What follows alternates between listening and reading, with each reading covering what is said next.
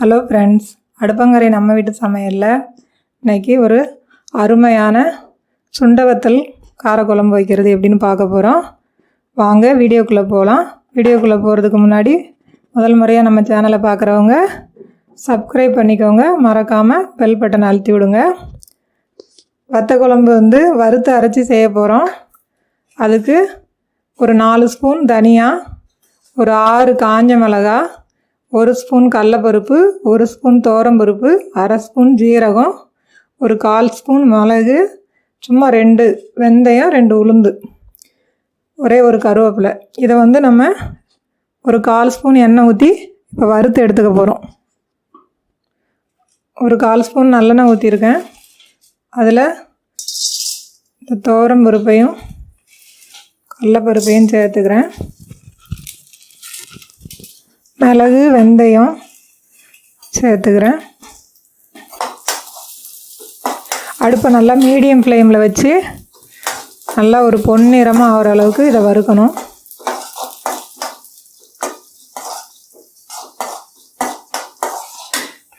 இது கூடயே இந்த காஞ்ச மிளகாவை சேர்த்துக்கோங்க. நம்ம இதெல்லாம் ஒரு பாதி வறுபடும் போதே சேர்த்துட்டோம்னா நல்லா வறுபட்டுரும். இப்போ தனியா, சீரகம், கருவேப்பிலை எல்லாத்தையும் சேர்த்தாச்சு. இப்போ இதெல்லாம் நல்லா வறுபட்டுருச்சு. இப்போ இதை கொஞ்சம் நேரம் ஆற வச்சுட்டு நம்ம அரைச்சிக்கலாம். இப்போ அந்த மசாலா நல்லா ஆறுறதுக்குள்ளே நம்ம குழம்பு தாளிச்சிக்கலாம். இப்போ குழம்புக்கு தேவையான பொருட்கள்: ஒரு 100 சின்ன வெங்காயம், ஒரு 50 அளவுக்கு சின்ன பூண்டு உரித்து வச்சுருக்கேன், ஒரே ஒரு தக்காளி பொடியாக அரிஞ்சு வச்சுருக்கேன், இந்த குழம்புக்கு தேவையான அளவு நல்லெண்ணெய் எடுத்து வச்சுருக்கேன், பெரிய நெல்லிக்காய் அளவு புளி கரைச்சி வச்சுருக்கேன், கொஞ்சம் பெருங்காயம். இப்போ முதல்ல நம்ம சுண்டவத்தில் வறுத்து எடுத்துக்கலாம். இப்போ வத்த குழம்புக்கெலாம் நம்ம கொஞ்சம் எண்ணெய் தாராளமாக சேர்த்துக்கணும். இது ஒரு 100 மில்லி இருக்கும் நல்லெண்ணெய். நான் இந்த எண்ணெயிலேயே இந்த வத்தலை வறுத்து எடுத்துகிட்டு குழம்பு தாளிச்சிக்க போகிறேன். இப்போ எண்ணெய் சூடாயிடுச்சு. நான் இதில் சுண்டவத்தில் வறுத்து எடுத்துக்க போகிறேன். சுண்டவத்தில் நல்லா கொஞ்சம் முருகலாக நம்ம வறுத்து எடுத்துக்கலாம். இந்த மாதிரி கலர் மாறுற உடனே எடுத்துக்கோங்க. இப்போ அதே எண்ணெயில் ஒரு 1/2 ஸ்பூன் கடுகு, ஒரு 1/4 ஸ்பூன் வெந்தயம், ஒரு காஞ்ச மிளகாய், கடுகு பொரிஞ்ச உடனே வெங்காயத்தை சேர்த்துக்கலாம். பூண்டையும் சேர்த்துக்கலாம். இது நல்லா செவக்கிற அளவுக்கு நம்ம வதக்கிக்கிடுவோம். இப்போ வெங்காயமும் பூண்டும் நல்லா வதங்கிருச்சு. ஒரு சிலர் இதை விட நல்லா பூண்டு நல்லா முருகலாக வதங்கினாலும் வதக்கிக்கலாம். நாம் எங்களுக்கு இந்த அளவு போதுமானதுனால நான் இந்த அளவுக்கு வதக்கியிருக்கேன். இப்போ இதில் அந்த பொடியாக கட் பண்ணி வச்சுருக்கிற ஒரு தக்காளியை சேர்த்துக்கிறேன்.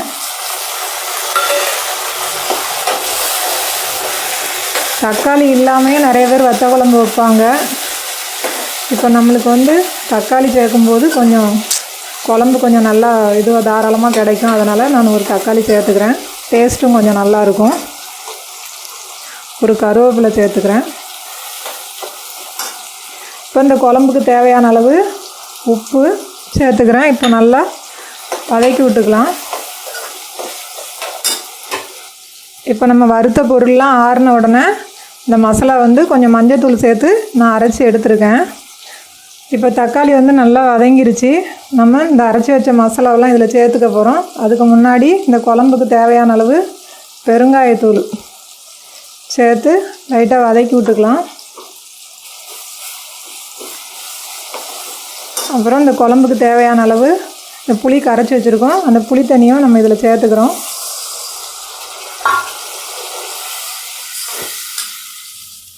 இப்போ அரைச்சி வச்ச மசாலாவையும் இதில் சேர்த்துக்கிறோம்.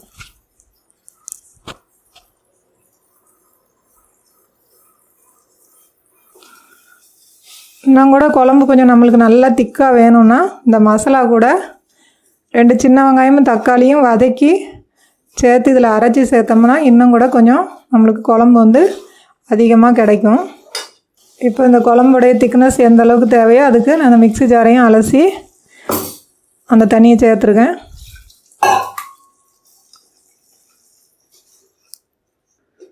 இப்போ இந்த மசாலா வந்து நம்ம வறுத்து அரைச்சும் சேர்க்கலாம். இப்போ வறுத்து அரைச்சி சேர்க்கலனா கூட இப்போ நம்ம வீட்டில் குழம்பு மிளகாத்தூள் இருந்தால் கூட சேர்த்து இது மாதிரி குழம்பு ரெடி பண்ணிக்கலாம், நல்லாயிருக்கும். இப்போ இந்த வறுத்து வச்ச வத்தலையுமே நான் இதில் சேர்த்துக்கிறேன்.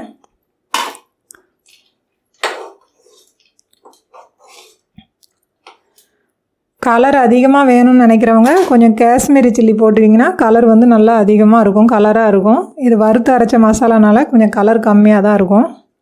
இந்த சுண்ட வத்தல் வந்து நம்மளுக்கு உடம்புக்கு ரொம்ப நல்லது.